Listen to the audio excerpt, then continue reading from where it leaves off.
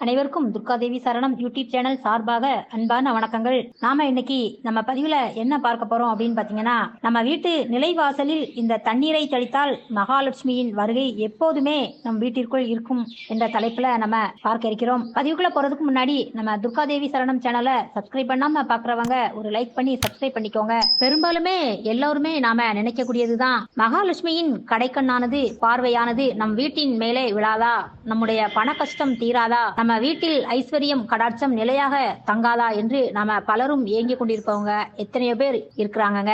ஆனாலும் மகாலட்சுமி ஒரு சில இடங்களில் விரும்பி தங்கி விடுகிறாள். ஒரு சில இடங்கள்ல வருவதும் போவதுமாக இருப்பாங்க.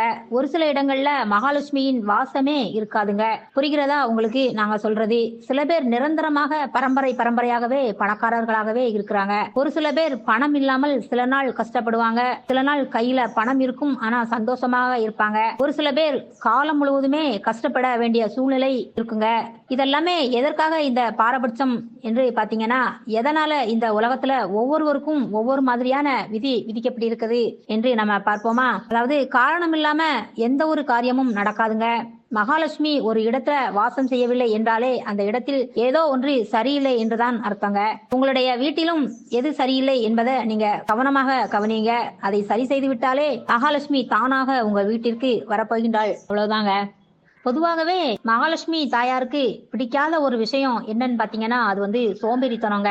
இந்த சோம்பேறித்தனத்தை தான் மூத்த தேவி, அதாவது மூதேவி என்று நம்முடைய பெரியோர்கள்லாம் நம்ம சொல்வதை நம்ம கேள்விப்பட்டிருக்கோம். இந்த மூத்த தேவி இருக்கக்கூடிய, அதாவது மூதேவி இருக்கக்கூடிய வீட்டில் மகாலட்சுமி தாயானவள் கால் எடுத்து வைக்க மாட்டாங்க. வீட்டில் இருக்கும் அந்த மூதேவியை எப்படி நம்ம வீட்டில இருந்து விரட்டி அடிப்பது? வீட்டில் இருப்பவர்கள் எல்லாமே சுறுசுறுப்பாக தங்களுடைய வேலையை செய்து கொண்டே இருந்தாலே வீட்டில் மூதேவி என்பவள் தங்க மாட்டாங்க. வீட்டை தினந்தோறும் நாம சுத்தம் செய்து நறுமணத்துடன் வைத்துக் கொண்டிருந்தாலே வீட்டில் மூதேவியே தங்க வாய்ப்பே இல்லைங்க.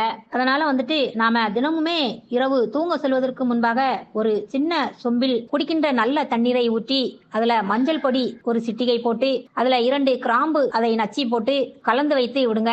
அந்த மறுநாள் காலை அந்த தண்ணீரை எடுத்து இந்த கிராம்பும் வாசமுள்ள இந்த மஞ்சள் தூளும் வாசமும் நிறைந்து இருக்குங்க. இதை மறுநாள் காலையில வாசல் தெளிக்கும் போது தண்ணீரில் இந்த வாசம் நிறைந்த தண்ணீரை நிலைவாசல்ல நம்ம அதை சேர்த்து தெளிக்கும் போது நமக்கு நறுமணமிக்க ஒரு ஐஸ்வர்யம் நிறைந்த ஒரு மகாலட்சுமி தங்கக்கூடிய இடம் என்று சொன்னால் அது நிலைவாசல்ங்க. அப்படி ஒரு நறுமணத்தோடு நமக்கு இருக்கும் என்பது நாம அதை அறியலாம். அதற்கு பிறகு வாசல் முற்றத்தில் கோலமிட்டால் அது ஒரு மங்களகரமான ஒரு ஐஸ்வர்யம் நிறைந்த மகாலட்சுமியை நாம வரவேற்பதற்கு சமமாகவே இருக்குங்க. இந்த மாதிரி நிலைவாசலில் இருக்கக்கூடிய இந்த கிராம்பு வாசத்திற்கும் மஞ்சள் வாசத்திற்கும் உங்களுடைய வீட்டிற்கு நேர்மறையாற்றல், அதாவது லட்சுமி கடாட்சம் தினந்தோறும் நமக்கு நுழையுங்க. தினமும் இந்த தண்ணீரை வீட்டு வாசலில் இந்த மாதிரி தெளித்து விட நம்ம வீட்டிற்குள் மூதேவி என்பவள் நுழையவே மாட்டாங்க. இது தவிர வாரந்தோறுமே வெள்ளிக்கிழமை என்று மகாலட்சுமி வீட்டிற்குள் வருகை நமக்கு வர வேண்டும் என்பதற்கு நம்ம ஒரு வெற்றிலையில் 2 ஏலக்காய், 2 லவங்கம், 2 சிட்டிகை மஞ்சள் பொடி, இவை 3ஐயுமே சேர்த்து மடித்து ஒரு நூலால கட்டி மகாலட்சுமி பாதங்களில் வைத்து நம்ம பூஜை ரூமில் வைத்துக் கொள்ளலாம். இந்த மாதிரி மகாலட்சுமியை விரும்பி வீட்டிற்குள் அழைச்சிங்க அப்படின்னா, இப்போது இந்த பொட்டலத்தை என்ன பண்ணணும் அப்படின்னா, நம்ம பணம் வைக்கும் இடத்துல பீரோல வெள்ளிக்கிழமை என்றே அதை வச்சிடுங்க. இந்த மாதிரி வெற்றிலை பொட்டலத்தை பணம் வைக்கும் இடத்துல பீரோல நம்ம வச்சோம் அப்படின்னா மகாலட்சுமி விரும்பி இந்த வெற்றிலை பொட்டலத்திற்குள் அமர்ந்து கொள்வாள் என்பது ஒரு ஐதீகங்க.